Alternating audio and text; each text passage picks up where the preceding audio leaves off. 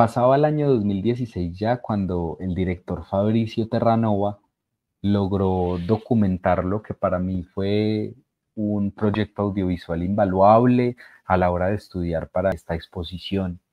El título de ese documental es Donna Haraway, Narración para la Supervivencia Terrestre. En este documental, ella relata numerosas experiencias que, según ella, fueron moldeando su pensamiento.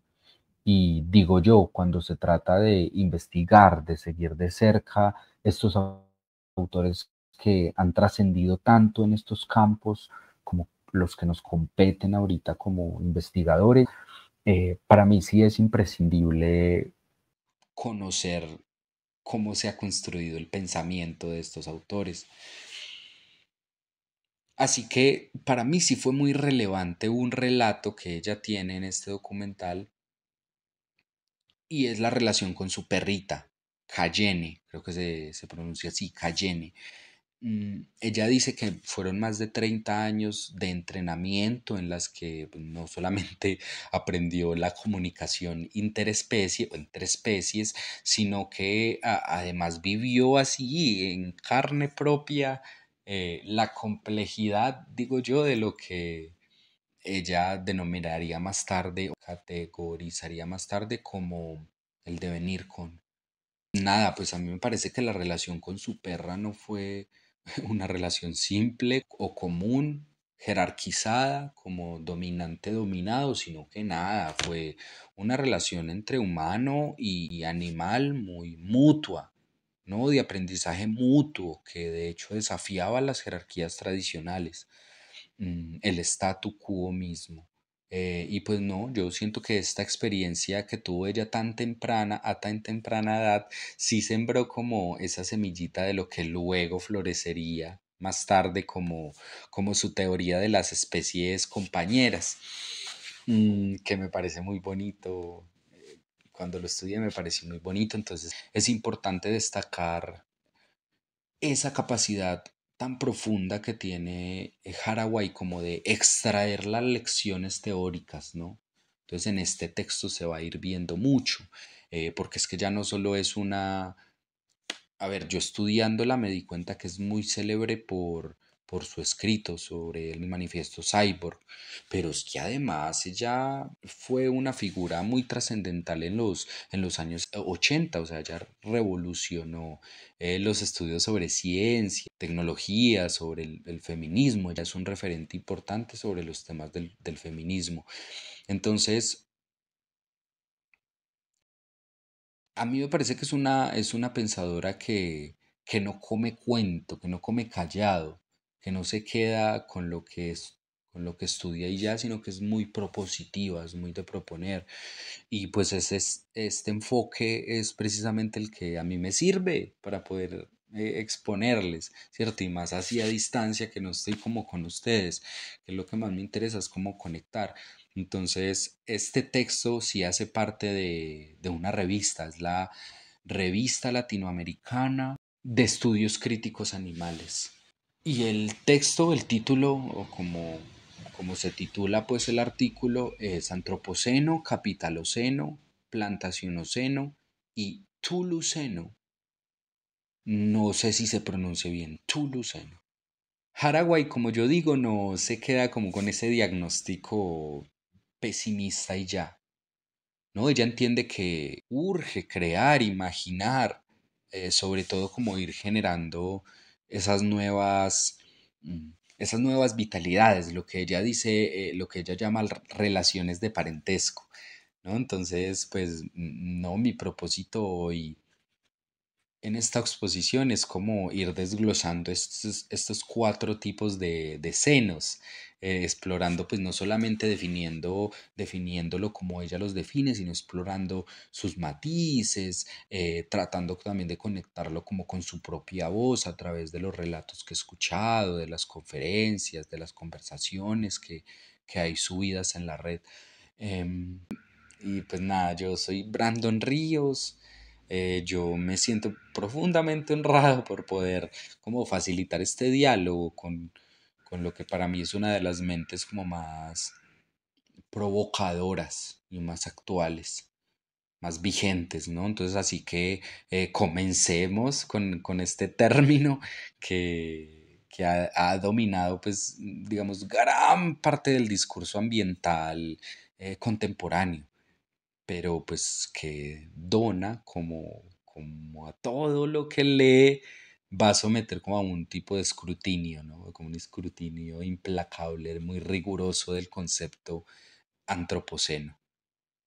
Muy bien, el antropoceno entonces es un término que vamos a ver si puedo por aquí compartir. A ver,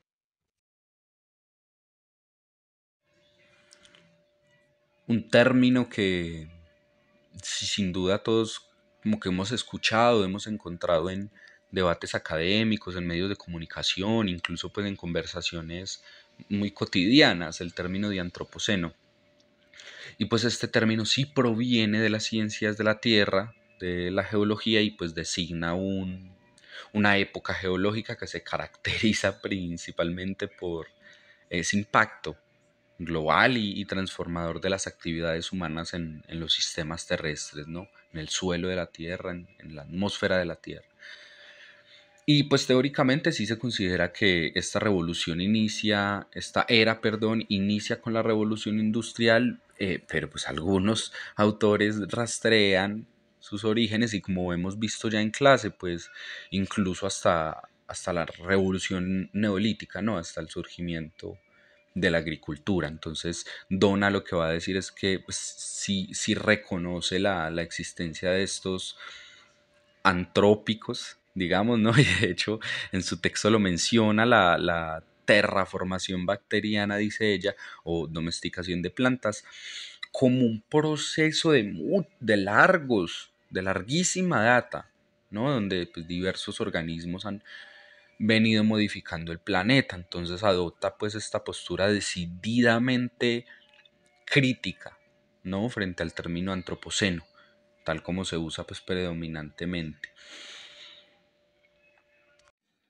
El concepto de antropoceno no es un concepto pasivo, ¿no? Sino que está sumamente encierra, digamos, varias problemáticas. En primer lugar, su inherente antropocentrismo. Ese es como un punto clave, porque al poner antropos, etimológicamente hablando, al ser humano, usualmente concebido de forma abstracta y universal y a menudo pues, con rasgos, como ya todos sabemos, implícitos de hombre blanco, europeo, burgués, hay una tipología también de este asunto, como el agente geológico central. Pues dice Haraway que ahí es donde se corre el riesgo de perpetrar una visión de la humanidad como una entidad homogénea, ¿no? Muy separada pues de el resto de la naturaleza y ahí es donde está el debate central, ¿cierto? Hombre-naturaleza. Y digamos que esta generalización argumenta la misma autora pues que oculta las responsabilidades diferenciadas, dice ella. Y claro, aquí se nos convierte como esto en una pregunta y es si realmente la humanidad en su conjunto pues es la causante de la crisis actual o son más bien los sistemas históricos, políticos, económicos más que todo específicos, como el capitalismo industrial y sus legados coloniales, ¿cierto? Que ya los propulsores de esa degradación del planeta. Entonces Haraway lo que termina diciendo es que no, eso es lo segundo, es el sistema y no toda la... Y ella pues de alguna forma lo que advierte en la Universidad de Arte, en el Instituto de Artes de San Francisco, en una conferencia que dicta, es precisamente eso, que nombrar a nuestra era de esta forma, antropoceno, mina nuestra capacidad de imaginar y de cuidar de otros mundos, ¿no? Entonces esa crítica se va a resonar mucho de aquí en adelante, no para mi exposición, sino para la construcción del texto, ¿no? Que Haraway nos expone. Entonces, si consideremos, por ejemplo, que hay una diferencia muy grande en el impacto ecológico entre no sé, una comunidad indígena que practica la agricultura de subsistencia, en la Amazonía hay varias, y versus una corporación transnacional, ¿no? Dedicada a la extracción de petróleo, a la agroindustria a gran escala. Entonces es evidente aquí que la responsabilidad no es la misma, por supuesto. Haraguay, en el diálogo con otros pensadores como Bruno Latour, que aquí me parece muy relevante, pues nos va a instar como a movernos más allá de la figura abstracta del hombre y a identificar, ¿no? A ver, a percibir cuáles es que son los verdaderos perpetradores. Y pues nos damos cuenta, claro, que hay unas estructuras de poder, hay unos sistemas económicos, hay unos actores específicos que se están beneficiando de esa explotación de la naturaleza y de otros seres humanos, ¿sí o no? Entonces, si no se somete a crítica, este término precisamente de antropoceno, dice Haraway que puede convertirse en una suerte como de coartada, ¿no? Que va diluyendo las responsabilidades y definitivamente dificulta la acción transformadora. Entonces, no, yo los invito como a considerar varias cosas. Lo primero es como que se abre otra vez una nueva pregunta y es el tema de cómo se modifica entonces nuestra comprensión y capacidad de respuesta. Si en lugar de atribuir la crisis ambiental a la humanidad toda en bloque, comenzamos, no, más bien a analizar los sistemas sociales, económicos, políticos específicos que han generado esta degradación planetaria. Entonces, sí, siguiendo como la ironía de Haraway, no sé si es esta como la visión del hombre, como el gran destructor universal, una manifestación más de ese, yo llamaría como un excepcionalismo humano, ¿sí o qué? Que nos ha caracterizado incluso cuando lo aplicamos a nuestra capacidad de causar daño. Eso es como otra cuestión que queda abierta, ¿no? Y pues es precisamente, yo digo, esta insuficiencia y las problemáticas que son inherentes, ¿no? Vienen adheridas a ese concepto, por así decirlo, también de antropoceno, lo que lleva al autor a proponer, a explorar, digamos, como otras nominaciones, digamos, otros marcos conceptuales. Digo que entonces ella quiere ir capturando conceptos con la mayor precisión histórica, ¿no? y material. Realmente lo que se está significando un concepto, lo que quiere decir un concepto, porque pues esto va configurando nuestra misma época, ¿cierto? Porque así la llamamos. Entonces, eh, nada, uno de los más significativos y que ella pues acoge con particular interés es el concepto de capítulo seno. Y aquí ya cambiamos. Se dice pues entonces que si el antropoceno, como ya lo hemos visto, tiende a generalizar la capacidad de agencia, de agenciar del ser humano, pues el capítulo seno sí, sí, aunque es un término cuya popularización pues sí debemos, ya sabemos, a Jason Moore, al sociólogo. Donna Haraway lo va a tomar, ¿no? Entonces, el capítulo seno dirige nuestra atención ya, ahí sí, de manera inequívoca hacia el sistema económico que ha dominado los últimos siglos, que es el capitalismo. Entonces me parece a mí esa premisa muy fundamental porque no es la humanidad en abstracto, sino que es una lógica expansiva e implacable que ya la hablamos también en clase, de acumulación del capital, que ha sido pues la fuerza motriz que garantiza el avance de la industrialización masiva, ¿no? La transformación de la agricultura, la dependencia que tenemos como planeta todo a los combustibles fósiles y pues consecuentemente la crisis global climática. Después este texto que analizamos,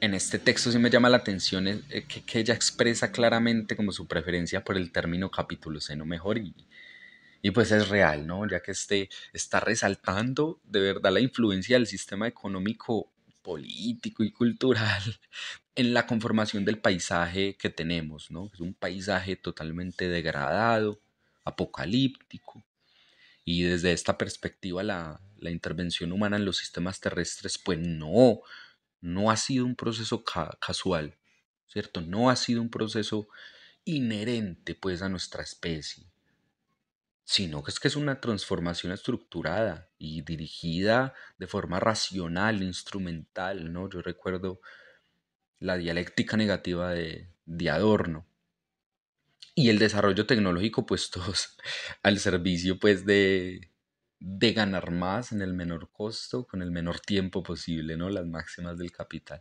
Entonces la agroindustria, por ejemplo, no va a surgir espontáneamente, ¿no? Sino como una manifestación de esa misma lógica.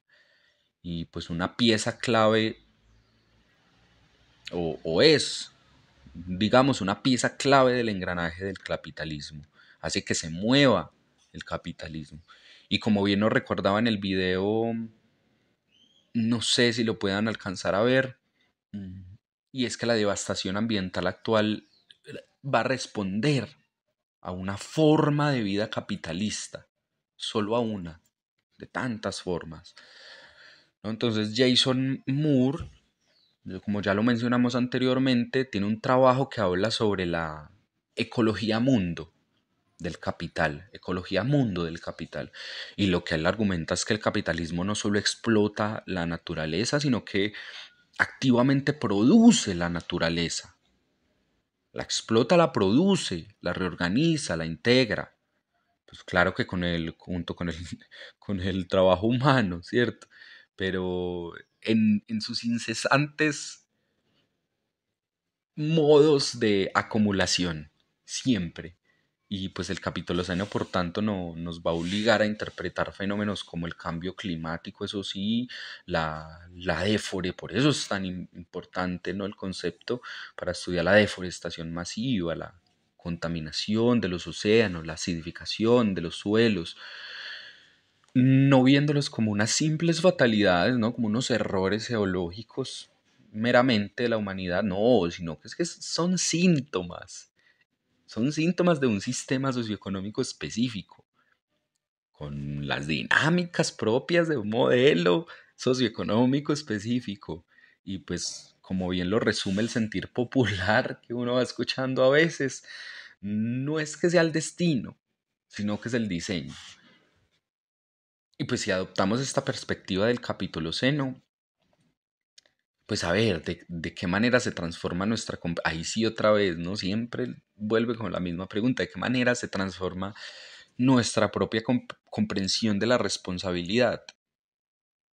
Y por consiguiente como nuestras estrategias también de acción. ¿Cómo estamos comprendiendo las cosas?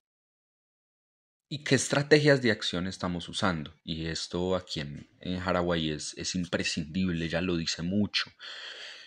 Entonces el capitalismo, aunque pues opera a una escala global, se va a materializar y se vive de forma muy específica y territorializada. Y Haraway cuando habla o más bien emerge como un diálogo con una antropóloga llamada Anna Tsing, ella nos invita como a prestar atención a una de las manifestaciones históricas más concretas que tiene raíces coloniales, incluso hasta nuestro presente, que es el modelo de plantaciones. Y pues esto nos lleva directamente a nuestro siguiente concepto, que es plantación-oceno. El plantación-oceno es un término que al escucharlo, pues debería, al menos a mí, me generó una profunda reflexión. Yo sentí que como que está conectada directamente pues con las herencias del colonialismo directas, ¿no? Entonces al sistema esclavista, la imposición del monocultivo, que es lo que está trabajando el profe, una violencia estructural que ha marcado nuestras regiones, las regiones del planeta, pero estas regiones nuestras como que tienen una carga mucho mayor. Y pues ella sí, impulsada, pues puede ser por los trabajos de Moore y de la antropóloga mencionada, Anna Tsing, pues va a coger como un lente más distinto. Y es lo que yo sentí leyendo a Haraway, ¿no? Que las plantaciones, o el plantación, no sé, no, nos recuerda que las grandes plantaciones de especies domesticadas ya, estandarizadas ya, como ya lo hemos hablado en clase también, el café, el algodón, el azúcar, el caucho, más recientemente como la palma de cera, la soya, no son unos meros paisajes agrícolas, no estamos hablando de eso, sino que en palabras de Haraway son como, dice ella literalmente, complejos ensamblajes históricos de explotación.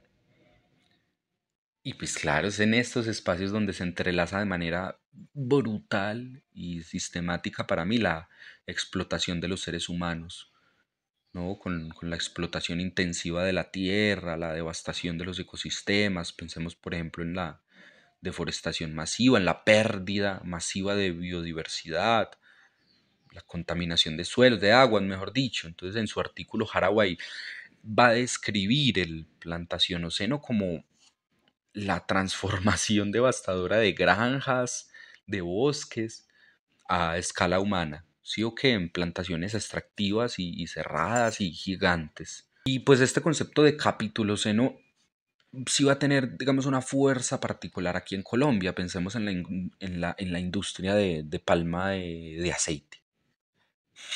Estamos llenos, ¿cierto? Ya lo ha explorado el profe. Para mayor información, revisen la tesis del profe.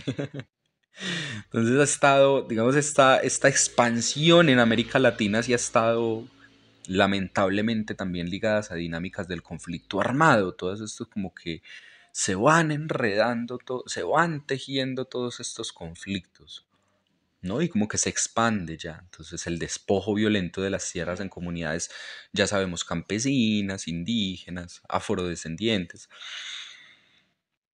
Que sí, las plantaciones grandes son como monocultivos que, tal y como lo describe, lo va describiendo la misma lógica de plantación o seno, sirve para intereses económicos particulares, ¿no? Entonces a menudo a expensas obviamente de la diversidad, de la gran diversidad ecológica y de la soberanía alimentaria y cultural, que no están copiando ya de nada. Lo que hemos presenciado en regiones como el Magdalena Medio, en el Chocó, las denuncias que son bien preocupantes, ¿no? Sobre el acaparamiento de tierras. Miren cómo se va tejiendo otro conflicto ahí, ¿cierto? Y en todo el país. Entonces son manifestaciones sin dudas contemporáneas de esa misma lógica de plantación, ¿sí o qué? De la imposición de un único cultivo destinado a la exportación, frecuentemente con el respaldo de las políticas públicas y no en pocas ocasiones, mediante la intimidación y la fuerza, la violencia simbólica. Entonces, ante esto sí surgen como preguntas ineludibles ahí. ¿No les parece que el legado de estas antiguas plantaciones coloniales, con todo y su carga de injusticia, de desequilibrio, siguen proyectando como una sombra hasta nuestros días de esos conflictos rurales? Bueno, pues frente a este panorama que nos deja muy callados, que los conceptos de antropoceno, capitaloceno, plantacionoceno, van pintando, como van tiñendo de forma muy sombría lo que podría llevarnos como a un cierto fatalismo, como a un negacionismo también, como una postura muy escéptica, que es lo que Haraway dice, y pues muy fiel ella a su espíritu crítico, pero también propositivo, ¿no? Ella no traga entero, entonces nos ofrece una alternativa conceptual, es una propuesta que busca ser no solo descriptiva, no describir solamente el problema, sino generar una respuesta, ¿no? Atreverse a decir algo que pues, para mí sí es profundamente esperanzador, que es el Chuluceno. Esta perspectiva del Chuluceno va a ser radicalmente diferente, ¿no? Para Haraway, las entidades tectónicas, ¿no? De ahí el Tulu, etimológicamente hablando, son seres de la tierra, ¿no? Son entidades terrenales, antiguas, a menudo subterráneas, como los Morlocks en Wells, olvidados, invisibilizados deliberadamente de nuestras narrativas incluso, ¿no? Nadie habla de esto. Y pues el Tuluceno entonces es un nombre para una época, definitivamente, que va a insistir. Ella es una época tanto pasada como presente y crucialmente no futura, sino por venir, dice ella. Y está definida eso, por lo que hablamos, por el entrelazamiento entre las especies, multiespecies y con la co-constitución, ¿no? Es como la co- co-creación, es como mucho el co, la palabra co va a aparecer mucho de aquí en adelante en esta época, ¿no? En esta nueva época definida por Haraway. Entonces, a diferencia de la narrativa de dominación humana que está implícita en los otros seno, el Chulu seno celebra la simpoiesis, dice ella, este término que podemos traducir como el hacer con, vuelve y aparece ese con, ¿no? El hacer coproduciendo, hay que producir juntos. Se opone radicalmente a la autopoiesis, que es la autocreación aislada, ¿no? Separada, individual. Entonces también enfatiza en algo que ya habla sobre la tentacularidad de la vida, ¿no? Entonces piensen en los tentáculos no como algo amenazante, sino como una metáfora de las conexiones múltiples que tenemos, flexibles, enredadas también, que nos constituyen a todos, ¿no? Y a todo. Los humanos, animales, plantas, microbios, los hongos, incluso pues nuestros artefactos y nuestras tecnologías, como dice Bruno Latour en la teoría de la acción red, no necesariamente debe ser lo otro algo vivo para yo relacionarme con él y tener un impacto en mi vida y yo tener eso es lo que dice Haraway al respecto. Entonces en su texto ella sí lo expresa de una forma contundente y dice que el Tuluceno constituye la alternativa al derrotismo del antropoceno, capitaloceno. Entonces es la tercera historia necesaria, dice ella. Y es por tanto pues una narrativa que inherentemente política, inherentemente activa, está viva todavía. Nos movemos de la posición de meros, y aquí es donde ella me parece que pone el acento y a mí me parece esto muy importante porque nos movemos ya no de la posición de meros destructores de un planeta pasivo que solo se deja destruir, ¿no? A ser cohabitantes, co-creadores.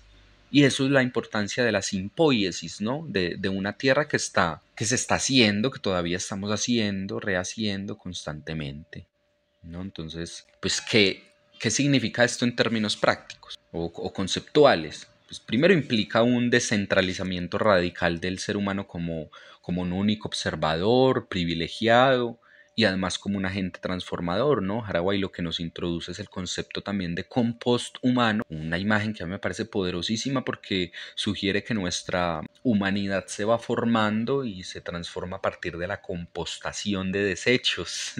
Entonces eso me parece como que de memorias, de desechos, de memorias y las relaciones con una mirada también como de otros seres, ¿no? Estamos siempre en esa constante relación. Los residuos del capítulo seno sugiere pues que pueden convertirse en la materia fértil para revitalizar este mundo. Si aprendemos obviamente a cooperar, otra vez aparece, a componer juntos.